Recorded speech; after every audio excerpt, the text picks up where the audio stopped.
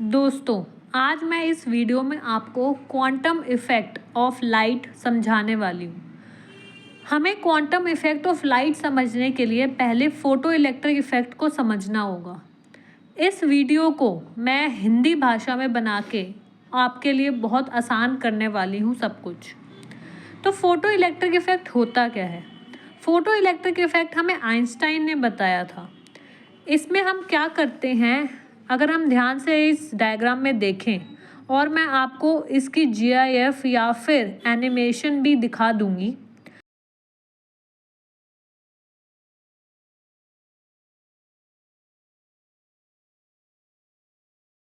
इसमें हम एक मेटल सरफेस लेते हैं और उस पर लाइट पास करते हैं।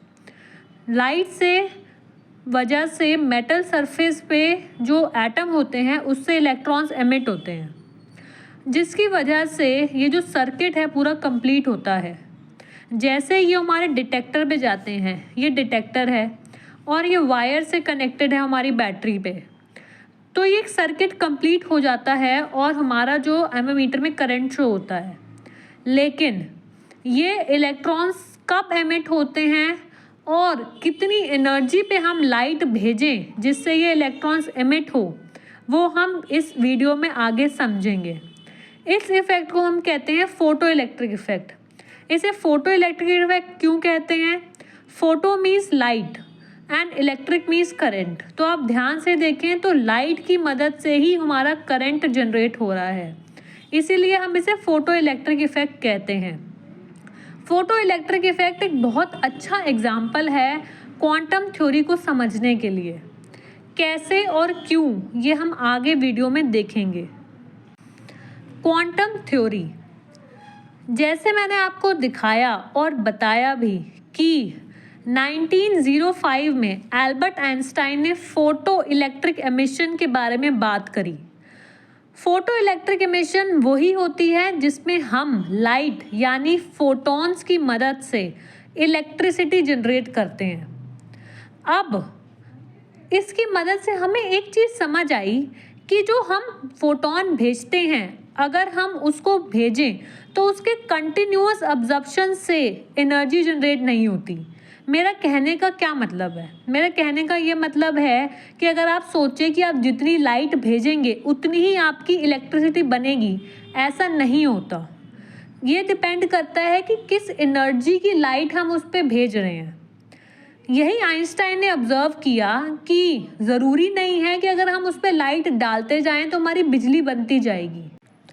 आइंस्टाइन ने देखा कि क्वांटा एनर्जी यानी जो एनर्जी हमारी फोटॉन्स की या फिर कह सकते हैं लाइट की है, वो छोटे छोटे पैकेट्स में डिवाइडेड है, जिसको हमने कहा क्वांटा एनर्जी ऑफ रेडिएशन। और हर एक क्वांटा की जो एनर्जी है वो उसने निकाली h इंटू म्यू से। h यहाँ पे है प्लैंक्स कांस्टेंट और mu is the frequency of light. अब फोटो इलेक्ट्रिक इफ़ेक्ट में उसने देखा कि जो हमारा इलेक्ट्रॉन है वो एक क्वांटा की एनर्जी को ऑब्जर्व करता है और एमिट होता है। तो जितने number of quanta of energy हमारे बढ़ते जाएंगे उतने नंबर ऑफ इलेक्ट्रॉन रिलीज होते जाएंगे। इसमें h की वैल्यू उसने कैलकुलेट करी, जो कि निकल के आई 6.626 इंटू 10⁻⁻34 मीटर स्क्वायर kg पर सेकेंड, जिसका नाम उसने दिया प्लैंक्स कांस्टेंट। अगर हम ध्यान से देखें तो हमें एक और इक्वेशन हम इसमें बना सकते हैं, जो कि है Kmax is equal to h mu minus. अगर हम इस डायग्राम में ध्यान से देखें तो जो ये इलेक्ट्रॉन हमारे मेटल सरफेस से निकल के आते हैं या फिर इजेक्ट होते हैं, तो उनकी कोई एक काइनेटिक एनर्जी होती है। तो इस काइनेटिक एनर्जी को भी हम कैलकुलेट कर सकते हैं इस फॉर्मूले से, that is Kmax is equal to h mu minus work function, that is. अगर इसमें हम ध्यान से देखें तो जो मेटल सरफेस से इलेक्ट्रॉन निकल के आता है वो किसी स्पीड से जाता है, जिस वजह से उसकी काइनेटिक एनर्जी होगी जिसको हम कहेंगे के मैक्स। अब इस काइनेटिक एनर्जी को हम कैसे निकाल सकते हैं? इस इक्वेशन से, that is K max is equal to h mu minus phi. इसको हम कहते हैं फाई नॉट। फाई नॉट का क्या मतलब है? फाई नॉट होता है हमारी वर्क फंक्शन एनर्जी या फिर थ्रेशहोल्ड एनर्जी। इसको भी हम आगे वीडियो में समझेंगे। अब मैं उस डायग्राम पे वापस आ जाती हूँ और जैसे मैंने आपको बताया था कि जब लाइट इस मेटल सरफेस पे गिरती है तो इसके एटम के इलेक्ट्रॉन्स उस एनर्जी को ऑब्जर्व करते हैं, और ऑब्जर्व किस फॉर्म में करते हैं? क्वांटम की फॉर्म में। क्वांटम का क्या मतलब हुआ? क्वांटम का मतलब हुआ छोटे छोटे बटे हुए टुकड़ों में। इस लाइट की जो एनर्जी है वो छोटे छोटे, तो ये जो लाइट है उसकी एनर्जी छोटे छोटे टुकड़ों में बटी हुई है, जिसको हमने नाम दिया है क्वांटम। और उसका फॉर्मूला हमने पीछे पढ़ा जो कि था हमारा E is equal to h into mu. हमने यहाँ पढ़ा है कि each quantum of energy is equal to h into mu. तो ये जो एनर्जी है छोटी सी एक पार्ट ऑफ एनर्जी है जिसको हमने एच म्यू से दिखाया है, और इसका नाम हमने दिया है क्वांटा। ऐसे बहुत सारे क्वांटा मिलके हमारी डिफरेंट इलेक्ट्रॉन्स को इजेक्ट कराती है, जिसकी वजह से एक करंट बनता है और ये एमोमीटर में करंट शो होता है। अब के मैक्स इस इक्वेशन में है काइनेटिक एनर्जी ऑफ इलेक्ट्रॉन, और एच म्यू क्या है? एच म्यू है हमारी वो एनर्जी जिस एनर्जी से हम लाइट को भेजते हैं, minus phi naught. Phi naught जो होती है वो थ्रेशहोल्ड एनर्जी होती है। इसका मतलब ये उतनी एनर्जी है जिस एनर्जी से इलेक्ट्रॉन अपने एटम से, मतलब मेटल के एटम से जुड़ा हुआ है। अगर हम इस डायग्राम में देखें, ये जो मेटल सरफेस है इसके जो एटम है उस पे ये इलेक्ट्रॉन्स हैं, और इलेक्ट्रॉन अपने न्यूक्लियस के साथ आपस में जुड़े हुए हैं, और जिस एनर्जी से वो जुड़े हुए होते हैं उस एनर्जी को हम कहते हैं थ्रेशहोल्ड एनर्जी। जब हमारी लाइट इन एटम पे पड़ती है तो हमें थ्रेशहोल्ड एनर्जी अगर देंगे तो इलेक्ट्रॉन सिर्फ वहाँ से एमिट होगा, लेकिन काइनेटिक एनर्जी से आगे नहीं आएगा। हमें कम से कम इतनी एनर्जी देनी पड़ती है कि ये जो थ्रेशहोल्ड एनर्जी है, जिस एनर्जी के साथ ये इलेक्ट्रॉन अपने न्यूक्लियस से जुड़े हुए हैं, उस एनर्जी को वो ओवरकम करके मेटल सरफेस से बाहर निकल सके और कुछ काइनेटिक एनर्जी के साथ आगे बढ़कर डिटेक्ट हो सके। तो थ्रेशहोल्ड एनर्जी कौन सी एनर्जी हो गई? थ्रेशहोल्ड एनर्जी वो एनर्जी हो गई जिस एनर्जी के साथ इलेक्ट्रॉन न्यूक्लियस के साथ जुड़े हुए हैं और वो मिनिमम एनर्जी चाहते हैं अपने मेटल सरफेस से निकलने के लिए। तो इस इक्वेशन में फाई नॉट ये वही एनर्जी है जिसको हम कहेंगे थ्रेशहोल्ड एनर्जी।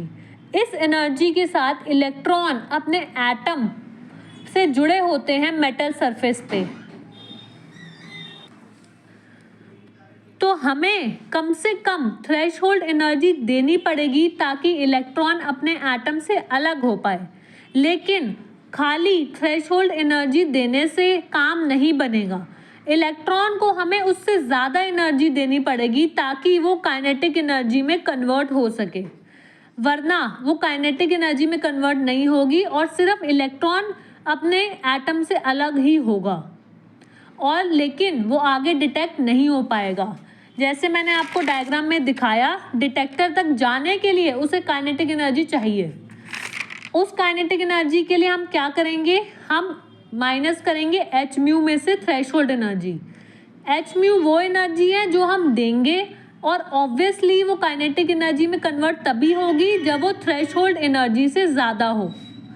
इसलिए इस इक्वेशन को हम कह सकते हैं कि this is the equation for calculating kinetic energy of electron which is emitted from the metal surface when light of energy h mu strikes it having threshold energy of phi naught. ये जो threshold energy होती है वो किसी भी metal के लिए fix होती है। किसी भी मेटल में से इलेक्ट्रॉन निकालने के लिए हमें कितनी एनर्जी देनी पड़ेगी उसको हम कहेंगे उस मेटल की थ्रेशहोल्ड एनर्जी, और ये किसी भी मेटल के लिए फिक्स होती है। इस एनर्जी को हम वर्क फंक्शन भी कहते हैं। अब अगर हम ध्यान से समझें तो एक टर्म इसमें और आता है फोटो इलेक्ट्रिक इफेक्ट में, वो है इंटेंसिटी ऑफ लाइट। बहुत बच्चे इस टर्म में कंफ्यूज हो जाते हैं और समझ नहीं पाते कि इंटेंसिटी ऑफ लाइट क्या होता है। Intensity of light at any given frequency is actually nothing but the number of photons which is incident पर सेकेंड। इसका मतलब है कि intensity of light directly proportional होता है कि कितने फोटॉन उस पर गिर रहे हैं मेटल सरफेस पे। मैं कहूँ कि अगर बहुत इंटेंस लाइट मैं उस मेटल सरफेस पे डाल रही हूँ, इसका मतलब मैं नंबर ऑफ फोटॉन्स उस मेटल सरफेस पे ज़्यादा डाल रही हूँ। Photons is the number of quantum of particles of light which is falling on metal. आसान शब्दों में समझाएं तो इंटेंसिटी ऑफ लाइट है number of particles of light पर सेकेंड जो मैं उस मेटल सरफेस पर डाल रही हूँ। अकॉर्डिंग टू इक्वेशन 1, इक्वेशन 1 कौन सी है हमारी, ये वाली। इस इक्वेशन को हम Einstein photo electric effect equation भी कहते हैं। That is K max is equal to h mu minus phi naught. अब अगर आप ध्यान से देखें कि हमारा जो के मैक्स है, के मैक्स डिपेंड करता है लीनियरली फ्रीक्वेंसी पे, ठीक है। के मैक्स की वैल्यू जो है वो directly is equal to h mu minus phi naught है। तो हम देखें तो के मैक्स की वैल्यू हमारी फ्रीक्वेंसी पर डायरेक्टली प्रोपोर्शनल है। मतलब फ्रीक्वेंसी बढ़ेगी तो ही के मैक्स बढ़ेगा, और किसी चीज़ से के मैक्स नहीं बढ़ेगा। आपका फाई नॉट बढ़ाने से भी के मैक्स नहीं बढ़ेगा, ना ही आपका कोई और टर्म इसमें तो है ही नहीं खैर, तो सिर्फ हमारा फ्रीक्वेंसी से ही के मैक्स बढ़ेगा। तो के मैक्स डिपेंड करता है लीनियरली फ्रीक्वेंसी पे और इंटेंसिटी पे इंडिपेंडेंट है। इसको ध्यान से समझे, बच्चे इसमें भी बहुत कंफ्यूज होते हैं। हमारी जो काइनेटिक एनर्जी है वो हमारी इंटेंसिटी पे इंडिपेंडेंट है। यही हमारा आइंस्टाइन का मेन एम था इस फोटो इलेक्ट्रिक इफेक्ट में समझाने का, कि जो हमारी जो इलेक्ट्रॉन्स इस डायग्राम में आप देख रहे हैं, जो कि इलेक्ट्रॉन मेटल सरफेस से निकलते हैं, वो क्या इस लाइट की इंटेंसिटी पे डिपेंड करते हैं? नहीं, बिल्कुल नहीं। चाहे आप लाइट कम इंटेंसिटी की डालो, लेकिन उस लाइट को बहुत तीव्रता से डालो, मतलब बहुत एनर्जी से डालो। अगर उसकी एनर्जी बहुत ज़्यादा है लेकिन वो लाइट की बीम है वो पतली है, तो आपके इलेक्ट्रॉन ज़्यादा रिलीज होंगे। जबकि आप बहुत सारी लाइट डालो लेकिन कम एनर्जी से डालो तो इलेक्ट्रॉन आपके कम रिलीज होंगे। तो इसका मतलब इंटेंसिटी पे इंडिपेंडेंट है नंबर ऑफ इलेक्ट्रॉन्स जो कि हमारे रिलीज हो रहे हैं, ठीक है। तो जो जितने भी इलेक्ट्रॉन हमारे निकलते हैं वो डिपेंड करता है कि हम कितनी एनर्जी की लाइट भेजते हैं, ना कि किस इंटेंसिटी की लाइट भेजते हैं।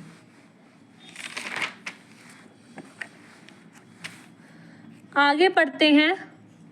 If we know that K max is not equal to zero, इसका क्या मतलब हुआ? ये जो हमने इक्वेशन देखी है, अगर हम उसको कहें कि हमारी जो के मैक्स है वो ज़ीरो नहीं है, इसका मतलब जो हमारे इलेक्ट्रॉन है उसकी कुछ काइनेटिक एनर्जी है। के यहाँ पे क्या है? Kinetic energy. तो अगर इलेक्ट्रॉन की कुछ काइनेटिक एनर्जी है, इसका मतलब ये ज़ीरो नहीं है। इस इक्वेशन को दोबारा लिख के समझते हैं। इक्वेशन थी K max is equal to h mu minus phi naught. अगर मैं कहूँ कि ये चीज़ ज़ीरो नहीं है, ये चीज़ ज़ीरो कब नहीं होगी? तब होगी जब हमारी एच म्यू की वैल्यू हमेशा ही फाई नॉट से ज़्यादा हो।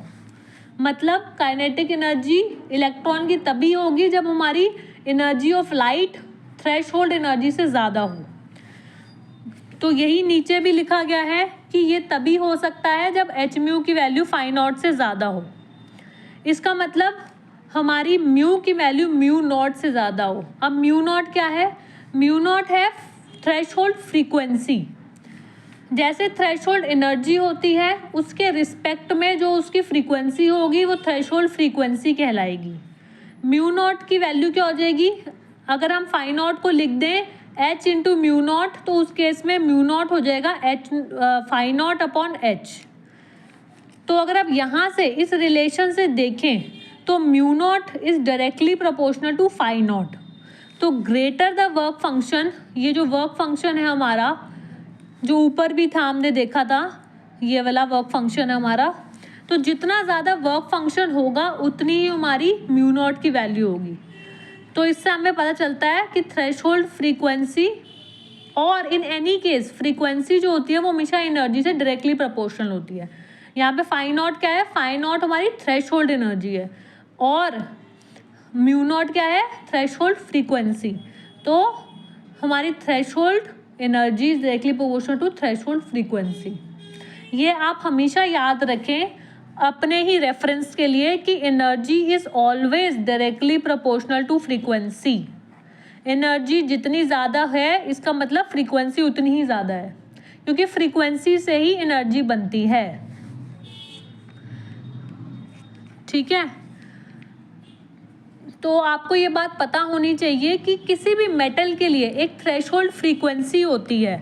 ठीक है, हमें लाइट उस थ्रेशोल्ड फ्रीक्वेंसी की मिनिमम उस पर डालनी पड़ेगी, तब जाके फोटो इलेक्ट्रिक इफेक्ट हो पाता है, वरना फोटो इलेक्ट्रिक इफेक्ट नहीं हो पाता।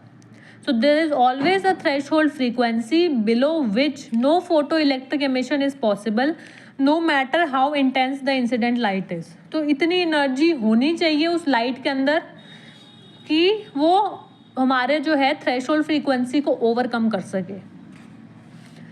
In this photoelectric effect, the basic process of absorption of light quantum by electron is spontaneous और instantaneous। इसका क्या मतलब है, इसका मतलब ये है कि अगर आप लाइट कम इंटेंसिटी की डाल रहे हो, मतलब बहुत ही पतली सी आप धार डाल रहे हो, लेकिन बहुत एनर्जी की धार डाल रहे हो, या फिर बहुत सारी लाइट डाल रहे हो कम एनर्जी की, चाहे किसी भी तरह की एनर्जी आप डालोगे, तो जो प्रोसेस होगा इलेक्ट्रॉन का लाइट ऑब्जर्व करने का वो एकदम से ही हो जाएगा जैसे ही उस पर लाइट पड़ेगी, कुछ उसमें टाइम नहीं लगता। इसका मतलब ये है कि इलेक्ट्रॉन एनर्जी को उसी समय ऑब्जर्व कर लेते हैं, डिपेंड नहीं करता कि आप किसी इंटेंसिटी से डाल रहे हो या किस एनर्जी से डाल रहे हो, उसी समय ही वो प्रोसेस हो जाता है। प्रोसेस एकदम से होता है, वो बिल्कुल टाइम नहीं लगाता। ये भी हमें आइंस्टाइन के फॉर्मूले से, आइंस्टाइन की थ्योरी से पता चलता है।